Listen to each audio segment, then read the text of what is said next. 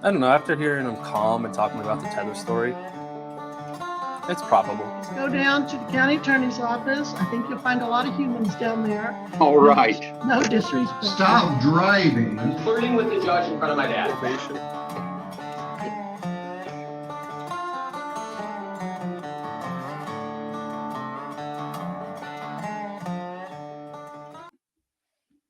What's going on? This is Colin. How's everybody doing? Happy Sunday. Hope you guys all had a good and safe Saturday and no one ended up in jail. Like I said yesterday, and pretty much every weekend, I don't want to have to cover people that watch my channel. I will, though, and I'll definitely give you a shout out if you're in jail and I cover you. Anyways, I've got a couple good ones today. I've got landlord-tenant case that's kind of crazy. It's on the thumbnail. I'll comment more while the video is going on. And then the last one is a pro se. Not going to say it's a pro se fail because he ended up in a better position than he did when he started, but still wasn't a smart move. And it probably wouldn't have mattered anyways. All right. But before I get into the video, before I hit this play button, you already know what to do. Like and subscribe, do your jump kick backflips, and if you would like to donate, my link tree is in the description. Please and thank you. Let's go. Thank you. This is 2302326LT Maple Leaf Gardens versus Michael Cheverton. State your names for the record, please. Levine for the plaintiff. Michael Cheverton speaking for myself. Thank you. Today is the day and time set for the second hearing in this termination of tenancy case. The parties have had an opportunity to speak. Mr. Levine, how are we proceeding this morning? Your Honor, we're at an impasse. Haven't been able to reach a resolution with Mr. Cheverton after discussing it in a breakout room. We're requesting to proceed on our request for a judgment of possession pursuant to MCL 600-5714E. And you have all necessary witnesses and documents with you this morning, Mr. Levine? It may require, and Mr. Cheverton mentioned a jury trial. It may require an evidentiary hearing where we're in person, given the nature of the allegations. But Mr. Cheverton, the court in reviewing the file last night did not see a request for a jury trial. Are you making a jury demand in this case? I have a question, Miss.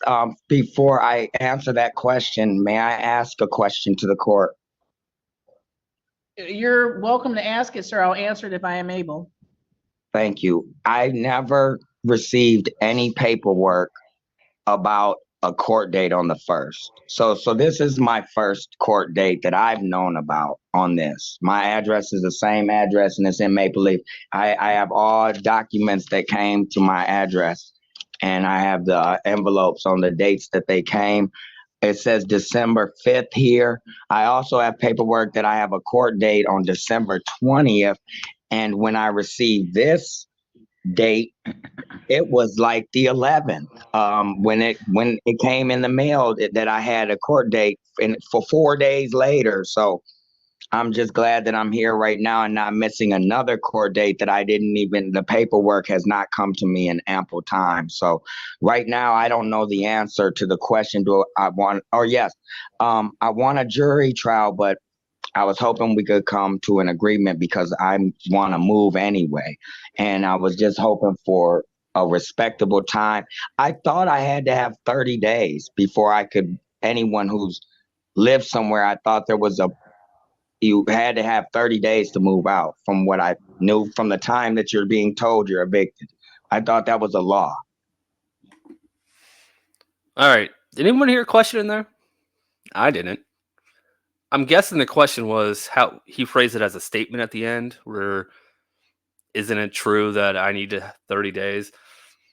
I mean, in some cases, not all, but you can already tell this isn't a normal eviction. Wait until you hear what happened. Mr. Cheverton, there are a few different things. There were some changes in the date of your first hearing, and that was not on the plaintiff Maple Leaf. That was because of the court. There have been some changes to the court rules, and this court had to reschedule some hearings. So if you didn't get notice in time to appear on December 1st, that was because of the court. That wasn't because of Mr. Levine's office. That's number one. Number two, This case is not the kind where you would get 30 days notice. There's been an allegation made that there was a knife brandished to another resident and that there have been police runs to the property, and that allows for a slightly different time frame for things to happen. And Mr. Levine's office has filed paperwork with the court that shows that notice of that information regarding the violence in the community, the allegation of violence in the community, was mailed to you by first-class mail back on October 9th. Are you saying you didn't receive that notice on October 9th? I received it October.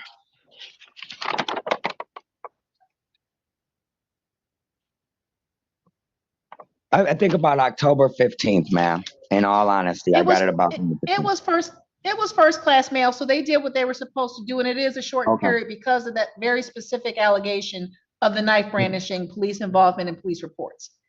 Okay. I'm not, no problem with the court date. I'm just glad that I'm here right now, but I don't think I can, I guess how long would the process take if I did ask for a jury trial? When would that be? It takes us 3 weeks, a minimum of 3 weeks to have jurors summoned. And because we are a 3-judge court, we have to coordinate our jury dates around other people's dates. But you have to have, you have to have a tribal issue of fact. And so the court's request to you would be, what is that tribal issue? Secondly, you'd have to file a form to demand a jury trial and pay the jury fee of $50. There's that word again, tribal. Now that I know what it means, triable, not tribal. Very two different words. Very two different words. Sometimes words are difficult. Those are very, I'm not even going to retry to say that sentence. But this guy doesn't get it either. So I understand that. So what's the Okay. tribal issue, Mr. Cheverton? What does the word tribal mean? What do you mean with that word? What's the reason that I say that I demand that I want a trial? What's your defense? That's a better way for me to say it, sir. What's your defense to the complaint? That I've actually been harassed by this tenant next door. I can't help it if someone calls the police on me. I've never went to jail. I've never even encountered the police once. And in my mind, if I'm doing something bad, I'd at least have been put in the back of a police car. Every time the police have come to my house, they've been bashing on my door. And at that point, that's the most, and they got guns on them.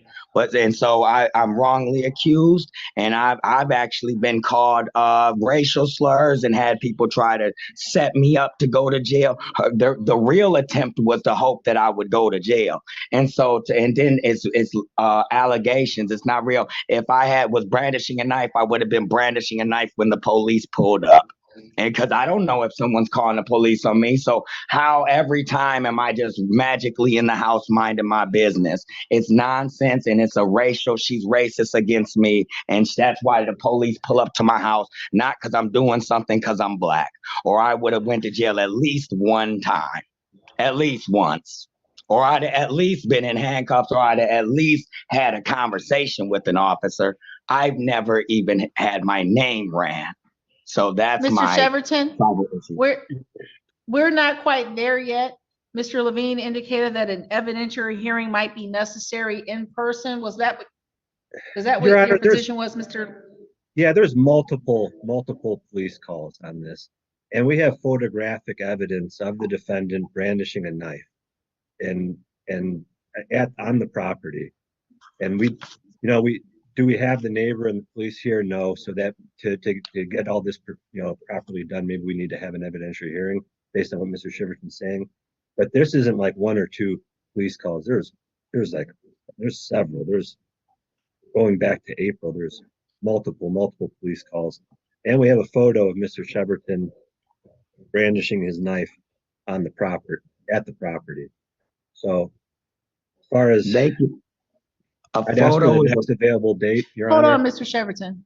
I'd ask for the next available date and bring in witnesses and try the case. I don't believe there is a triable issue, Your Honor. I think once you see the evidence that we have, there's no defense to these claims.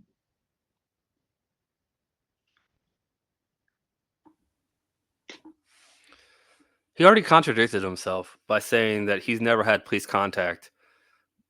And then he just said that they've been banging out his door. So even just because you don't answer doesn't mean you didn't have police. Like, they got called to your apartment, and your complex will keep record of that. They don't want people living there that even, I mean, let's just say that he is innocent and this person doesn't like him and keeps calling the police. If the police are coming there, then they're there to investigate. If they think that this person is, just making fake calls and they're going over and over again, then they will tell her to stop. But they haven't, so she keeps going, or she keeps going. The police keep going. At least that's how I understand it to work. Now, Mr. Shepperton, you were starting to say, Yes, and then me and him, we just agree to disagree on that, because I've actually been punched, kicked, and beat up, and had my face shoved into the concrete. So whatever you say about me, you can say it. That's pictures, and that's he say, she say. And I've had this girl run up on me and scratch me and Mr. claw me. So Mr. anything Shepperton, you, no, Mr. they're Shepperton, saying things about me, but I'm I've interrupting actually you. had things done to me. Mr. Shepperton, Yes, ma'am. I'm trying to interrupt you, not because I don't want you to be heard. It's that you're trying to get into the details of it. And Mr. Levine has requested an evidentiary hearing Okay. at the court's okay. next available date. And I'm actually looking at December the 27th. Okay. So December check your 27th. calendars. Is that in the morning? Probably not. It'll probably be in the afternoon, because the morning would be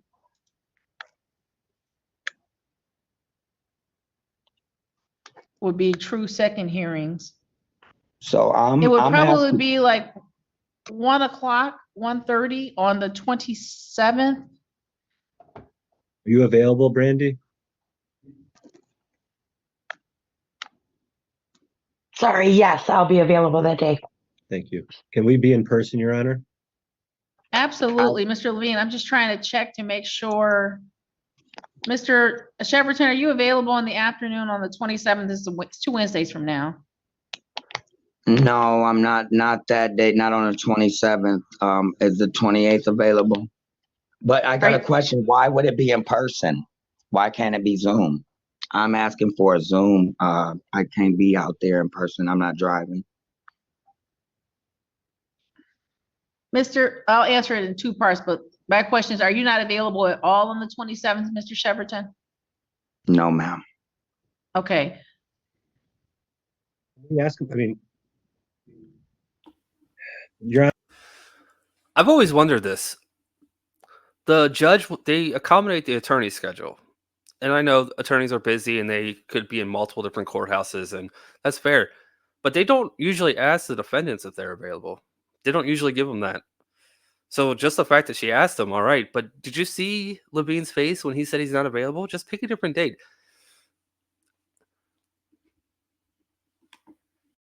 I'm sorry, what did you say? This is a termination for violence with some pretty egregious allegations. I'd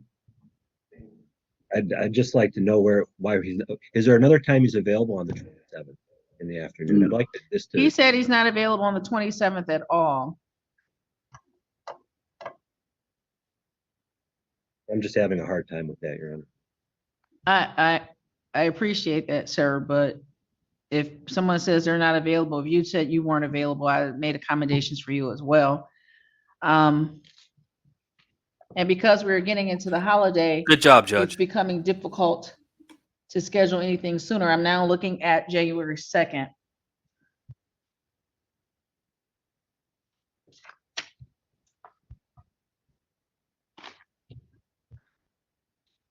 January 2nd at 1, that's a Tuesday, Mr. Levine.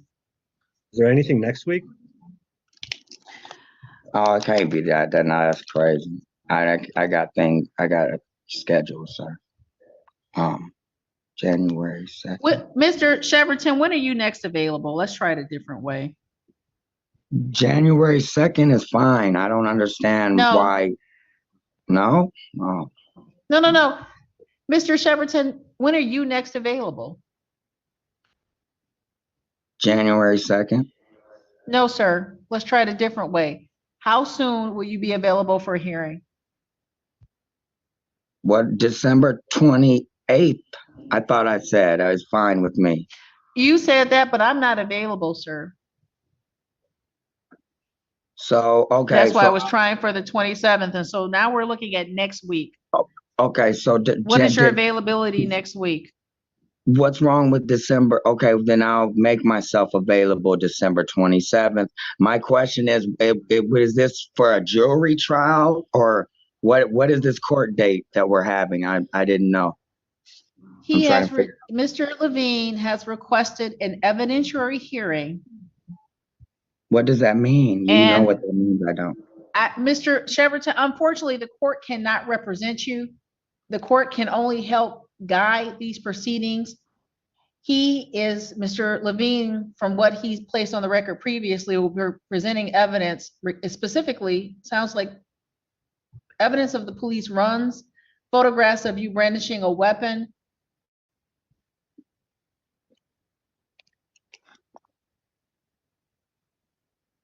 So you're saying I can't get a jury trial is what you're telling me? No, that's not what she's saying. She's saying get your evidence, get your witnesses, let the court know, file your appropriate paperwork. You're going to be pro se. You got to be pro se the right way. And during the evidentiary trial, if you prove that there's a triable issue, then the judge will grant a jury trial. You will have to pay for it, but you at least get it. That's not what I said, sir. But for there to be a trial in these proceedings, you have to demonstrate a triable issue. Okay, so that's what the evidential hearing is, ma'am? The evidentiary hearing is Mr. Levine showing what he alleges supports his request for a termination. Okay. It's not the full trial, but the court's asked you what your defense is, and you're saying, no, you weren't brandishing a weapon and you haven't been in the back of a police car, but not being in the back of the police car isn't dispositive of there having been violence at the property contrary to statute or contrary to your lease. And the only violence is what was done to me. So that's why I want a jury trial, because there's no jury that's going to say, so you've actually put your hands on him, but you're talking about what he said he's going to do. That sounds crazy. And I want the jury trial. So we'll do the evidential hearing on the 27th. At what time?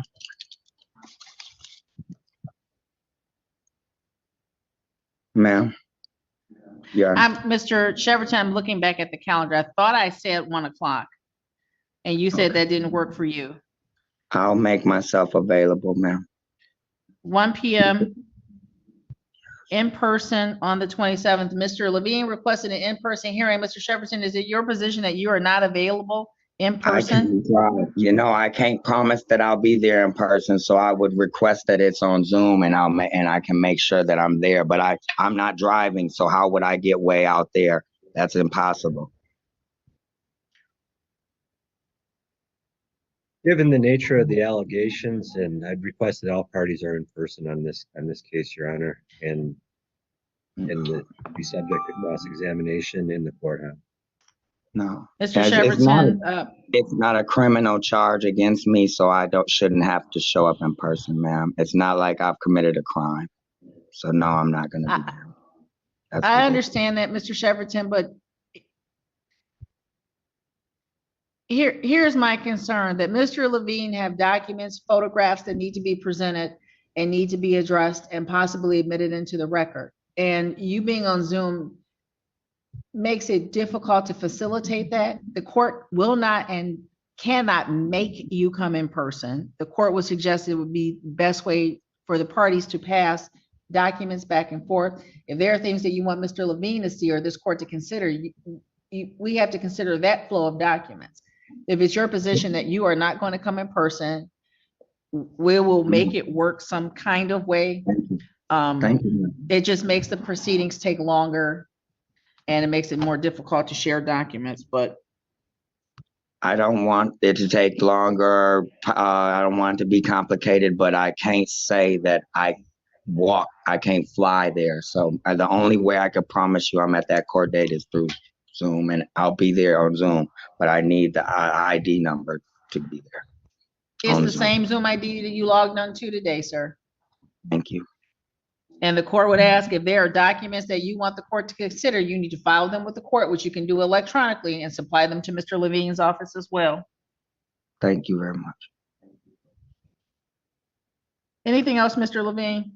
Oh, no, not for me. Thank you for your time. Thank See on the you. 27th. I will see the parties on the 27th at 1 p.m. That concludes this matter.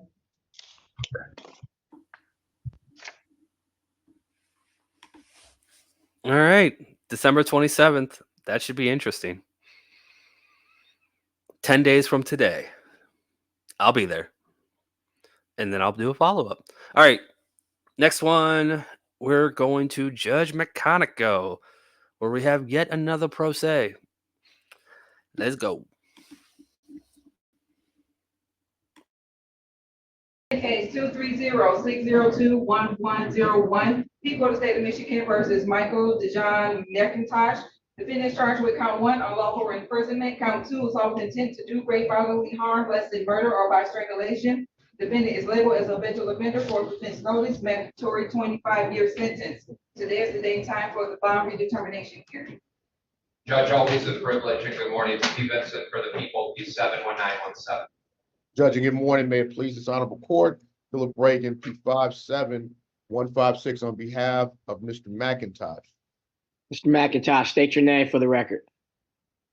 Your Honor, I'd like to represent myself in this bond hearing. My name is Michael McIntosh. Okay. Well, sir, you have a right to have counsel. We have counsel here present for you, and you are rejecting having the House counsel, and you would like to represent yourself. That's correct, Your Honor. Okay.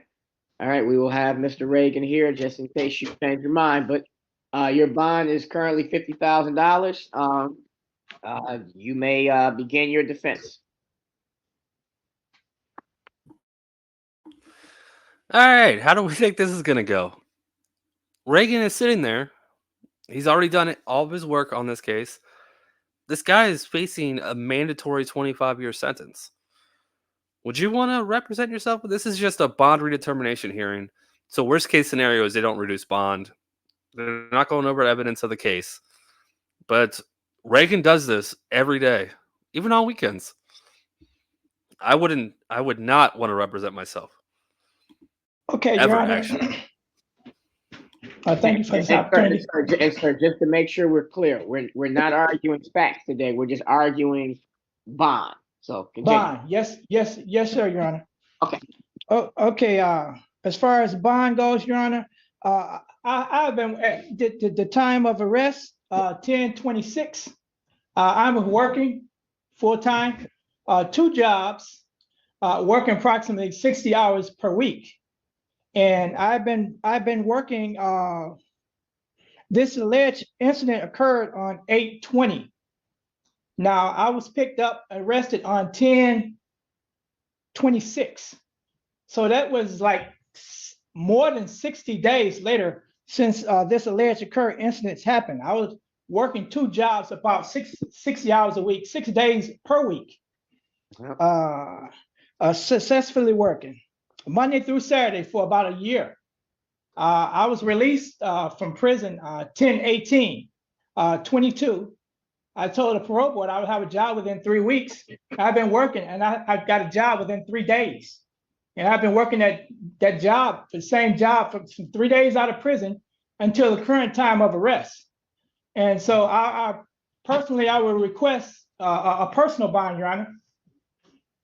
And this person, the alleged victim was nothing more than a girlfriend that I providing works. I felt sorry for her, and I provided works, rides to work for her approximately 5-6 months. So I would respectfully ask that you consider a personal bond, Your Honor. Thank you very much. Thank you. Mr. Prosecutor. That wasn't that bad. He nailed all the points. He didn't. Yeah. Did he say that he's not a flight risk? Did he say that? That's pretty much what you say. You're not a flight risk. You're not a danger to the community. You're going to show up at all your court dates. You're not going to have contact with the victim. That's pretty much all you have to say. And then you kind of, give a little background of yourself of why those things are true. He did a okay job. Judge, very, very, very serious allegations here regarding this individual. He's on parole for both an AWIM as well as weapons, felony firearms. You can see not only that, he has prior multiple convictions that he ended up getting paroled for. So bad to the point now where it's a half-floor mandatory 25 years. As much as I do respect the fact that the defendant has been working, it doesn't take away from the significance of this particular incident, which Judge, quite honestly, is scary. To the point where we have an individual allegedly covering another individual with some type of clothing after taking off, Judge, apparently shoes and other parts of clothing, and then Judge, we have allegedly holding her for all intent and purposes like a hostage, imprisoning her unlawfully, wanting to get away, she can't get away. And then let's talk about the injuries, which there were, because allegedly there was punching and strangling. Your Honor, highly assaultive. If this was my case, I would have been asking for more in terms of it. I think it's a $50,000 cash bond, tether, house arrest, based on the nature of the offenses, based on the allegations here, again, Judge, which supremely would scare anybody, let alone this complainant, which she said she was in fear. Respectfully, we're going to be asking for that cash bond against. Sir, what are your work? Sorry, hold on, Mr. McIntosh. What are your work hours? My work hours are approximately 7:30 a.m. to approximately 1:30 p.m. And I would leave that job and go straight to another job approximately 2 p.m. until about 7 p.m. Okay. I really like to rebuttal his statement, Your Honor. Your Honor, this alleged incident, this incident that the prosecutor mentioned was over 20 years ago when I was arrested. About 20 years. Occurred about 20 years ago in 2004. I have gone all these years without committing a crime, Your Honor. That incident what I was arrested for occurred in 2004. Okay. I went 16 years in prison without committing crimes, without getting major violations, and also too, Your Honor, the prosecutor states that the harm to the alleged victim, Your Honor, police were called to the alleged victim's house, and the alleged victim refused EMS. Didn't need any medical attention. So I object to that, Your Honor. So I humbly ask that you give me a personal bond, because this is someone that I dated, and it was just more so just someone that I dated and I continuously dated, and I felt sorry for her because she had 5 kids, and I wanted to continue to provide a ride for her to work, which I continually did for about 5-6 months, Your Honor. Understood, sir. Court haven't heard. Yes, sir. Court haven't. He is not anywhere near the worst pro se we've ever seen. He once again rebutted what Vincent said fairly well, articulately. He shouldn't have. He could say that it's his girlfriend or it was his girlfriend. They were in a dating relationship. He felt bad for her. That's something Reagan would have brought up. He once again nailed all the points. Serious allegations for sure. But we know Judge McConaughey in his redetermination hearings, he generally gives a reduction. It's not always a lot, but he generally does usually give a reduction. All right. There's only about a minute of this left, so I'm going to peace out. Thank you all so much for coming to watch. I will be going live later tonight with the rest of the DeSanto bench trial. I hope to see you guys there. If you haven't seen part 1, it was my live from last night. I would go check it out before you see the second part, just so you know what's going on. Part 2 is the fiery part, though. All right. That's all I got. If you haven't done it already, please like and subscribe, do your jump kick backflips, and until next time, bye. I heard the arguments of counsel, and the court finds that the $50,000 cash bond is an unaffordable bond. In order to have an unaffordable bond, there must be a showing that either the defendant is a danger to the community or to the complaining witness, or that he or she is a flight risk. In this case, we do not have any allegations of flight. The question is whether Mr. McIntosh is a danger to the complaining witness or to the community. Court does find, based on these allegations, that a danger there is a danger. The court is going to, so therefore, the court can't issue an unaffordable bond. The court,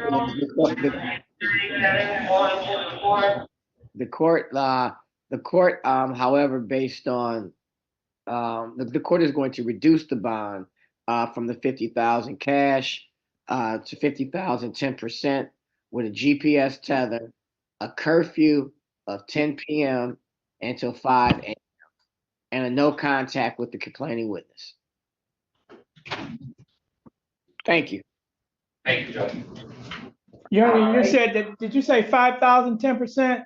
No, I said 50,000, 10%, with and GPS tether, 10 p.m. to 5 a.m. curfew, and a no contact with the complaining witness. Okay, thank you, Your Honor. Thank you.